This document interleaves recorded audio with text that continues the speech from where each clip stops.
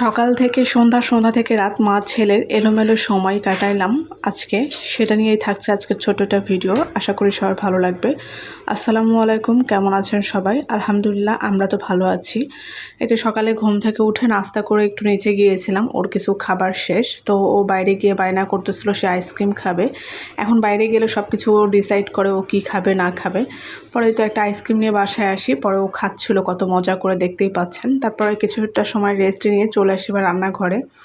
ইদানিং রান্না খাওয়া একদমই ভালো লাগে না, জানি না কেন। তো এখানে হাতে মেখে ছোটো মাছ চচ্চড়ি করে নিচ্ছিলাম, আর এই ধরনের চচ্চড়ি খেতে আমি বেশ পছন্দ করি। যদিও লাবির আব্বু খাবে না, ভাবছিলাম ওর জন্য হচ্ছে যে মাছ ভুনা করে দিব, বাটা মাছ, সাথে হচ্ছে ডাল রান্না করে ফেলবো। তো মাছগুলো ভেজে রেখেছিলাম অফ ক্যামেরায়, সেটার ভুনা করা হয়নি। আর এই তো এদিকে সন্ধ্যার দিকে প্রচুর পরিমাণে বৃষ্টি হচ্ছিল বাইরে। হঠাৎ করেই কাল থেকে প্রচুর বৃষ্টি হচ্ছে, মানে মনে হচ্ছে শীতের একটা ওয়েদার চলে আসছে, বৃষ্টিতেই শীত নামাবে।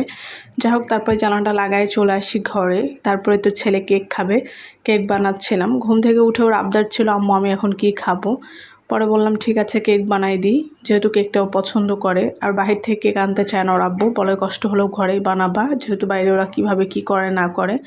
তো এই তো কেকটা বিট করে বানিয়ে ফেলেছি, একটু ভালো লাগার জন্য মানে ফুড কালার ইউজ করেছিলাম, কিন্তু আসলে প্রথমে খেয়াল ছিল না, পরে উপর দিয়ে একটু ডিজাইনের মতো করে নিয়েছিলাম।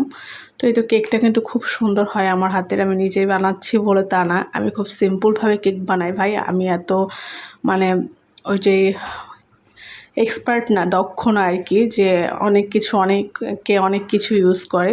আলহামদুলিল্লাহ, আমি সামান্য মানে অল্প কিছু উপকরণ দিয়ে এত সুন্দর একটা টেস্টি যে খাই, সেই বলে যে না কেকটা অনেক মজা হয় আর নরম তুলতুলে। যাই হোক, এই তো আমার ছেলে তো বসে খাচ্ছে খুব আনন্দ সহকারে। কার কাছে ভালো লাগলো না লাগলো সেটা বিষয় না, আমার ফ্যামিলির কাছে ভালো লাগে, এটাই আলহামদুলিল্লাহ অনেক বেশি কিছু।